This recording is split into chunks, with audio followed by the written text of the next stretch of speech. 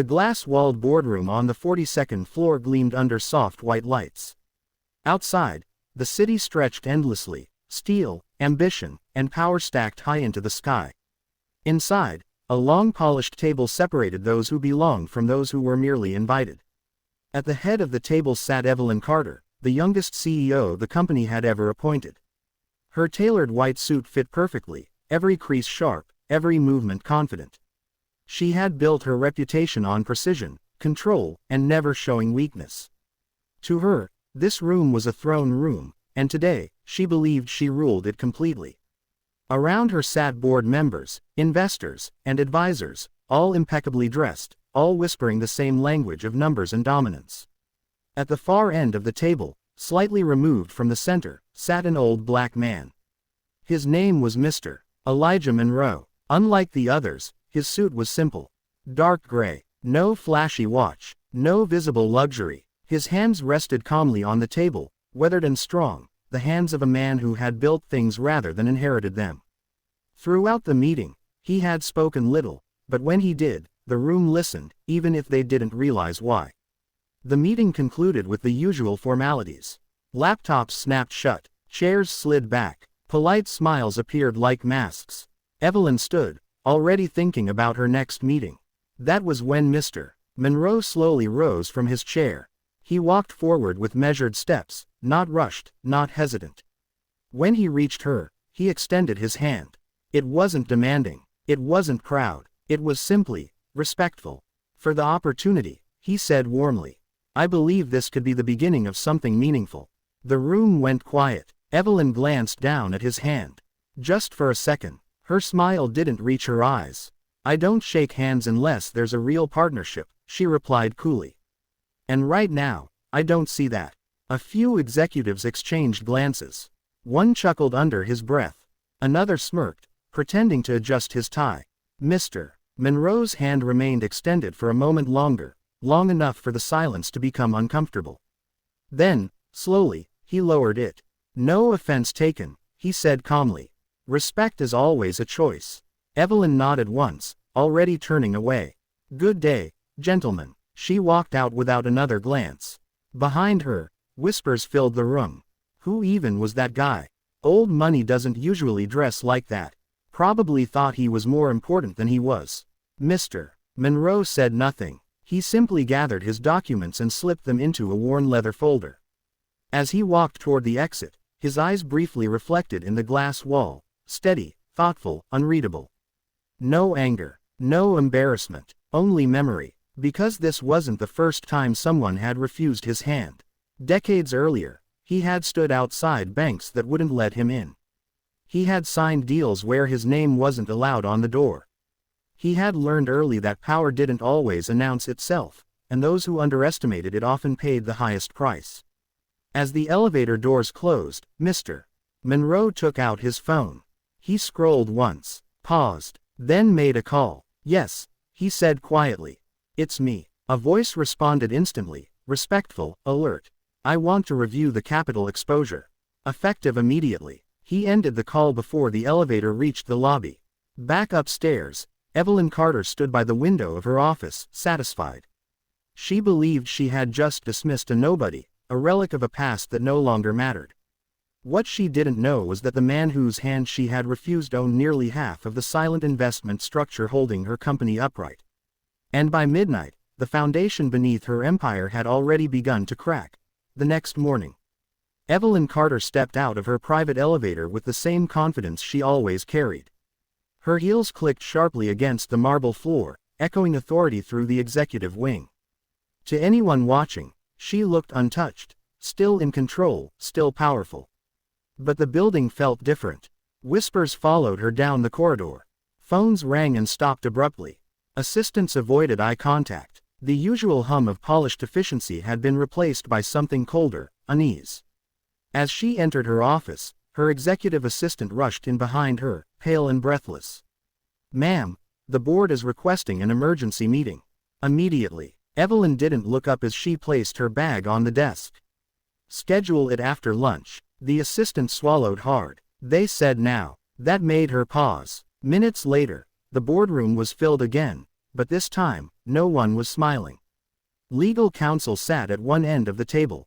The CFO, Daniel Wright, stared at his tablet like it was about to explode. Daniel cleared his throat. Overnight, 3 institutional partners froze their capital. Evelyn laughed once, sharp and dismissive. That's impossible. Those funds are locked in. Daniel turned the tablet toward her. They were, until a legacy clause was activated. The room fell silent. What clause? Evelyn asked, irritation creeping into her voice. One that allows an original silent investor to suspend liquidity under ethical review, the lawyer said carefully. It hasn't been used in over 30 years. Evelyn's fingers tightened on the chair. Who activated it? No one answered at first. Then Daniel spoke softly. Elijah Monroe. Her breath caught. The old man from yesterday. She scoffed. You're telling me he did this?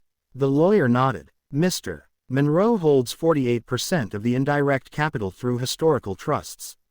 Evelyn stood abruptly. That's absurd. Why wasn't I told? You never asked. Daniel replied quietly.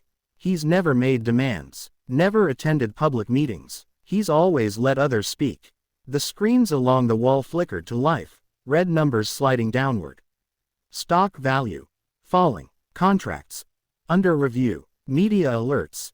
Incoming. By mid-morning, headlines began to surface. CEO faces investor backlash after controversial boardroom incident. Someone had leaked yesterday's meeting. Evelyn paced the room. Fix this. Now. But the fixes weren't working. Banks refused to process transactions. Vendors demanded reassurances the company couldn't give. The board began whispering words that terrified her: liability, confidence, replacement. Then her phone vibrated. A single message appeared on the screen.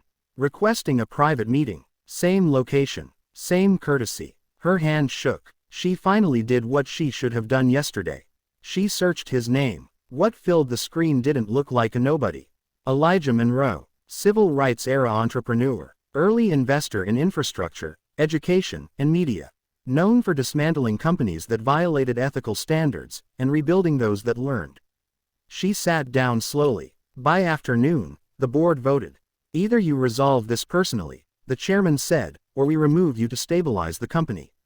Evelyn nodded numbly. That evening, she stood outside a modest building downtown. No glass towers, no luxury branding, just a brass plaque with a simple name. Monroe Holdings. Inside, the receptionist didn't announce her. She knows why she's here, the woman said calmly. Evelyn waited. For the first time in years, she had no power to rush anyone. And for the first time, she understood that what she had dismissed as weakness was actually patience. Because some people don't raise their voices. They raise consequences. The street outside Monroe Holdings was quiet. The neon glow of the city didn't reach this part of town. Evelyn Carter's luxury car felt absurd here, parked on cracked concrete beside a faded brick building. For the first time in her life, she didn't feel in control. She stood on the steps, straightening her jacket, rehearsing words she didn't want to say. Every fiber of her being screamed to turn and leave, to run back to her office, back to her empire, back to comfort. But she didn't, because she knew she had nowhere else to go. The receptionist didn't even flinch. She led Evelyn into a modest office lined with bookshelves, leather chairs worn smooth with age, and a single large desk. Behind the desk sat Elijah Monroe. Not a king in a tower, not a figure of intimidation, just a man. Older now, gray at the temples, eyes sharp and unwavering. He didn't stand. He didn't gesture. He simply waited. Evelyn swallowed hard, her throat dry. She had spent years learning how to command respect, how to demand compliance, how to make others fear her. None of it mattered here. I was wrong, she said finally, her voice trembling despite her effort to steady it. Yesterday, I judged you, and I misread your intentions. Monroe leaned back in his chair, steepling his fingers. And today, his voice was calm, almost soft, but it carried weight. Today, you come seeking what? Evelyn's hands trembled as she extended hers, almost instinctively, almost apologetically. I'm asking for your help. I need you to save my company. A slow silence followed. The hum of the city outside faded. The weight of every decision she had made, the arrogance, the ignorance, the casual dismissal of respect, pressed on her chest. Monroe didn't immediately take her hand. He didn't even speak. He simply studied her, every nuance, every subtle tremor. The old investor had dealt with beggars, manipulators, and arrogant tycoons before. And he knew exactly what he was looking at now. Yesterday, he said finally, his voice measured, I offered you dignity. Today, you offer desperation. Evelyn's eyes dropped. She wanted to explain, to justify, to rationalize her arrogance, but she had no words. There was nothing left to hide behind. After a long, tense pause, Monroe finally extended his own hand. But it wasn't the weak, hesitant hand she had offered. It was firm, steady, and for the first time in her life, Evelyn felt the weight of true respect, earned, not demanded. I'll save your company, he said slowly. But this isn't just about money. It's about how you treat the people who make your empire possible. Never forget that. Tears welled in her eyes, unbidden. Pride, control, and fear had been stripped away. She nodded, unable to speak. For a moment, the young CEO felt smaller than she had ever been, but somehow, paradoxically, stronger. Monroe's gaze softened just a fraction. Power can be bought, Evelyn. But respect can't be borrowed, stolen, or demanded. You must earn it, every single day. Evelyn swallowed hard, her voice barely a whisper. I understand. I'll remember. The old investor finally released her hand. She looked around the modest office. Books, simple furniture, the quiet confidence of a man who had seen decades pass, survived, and thrived.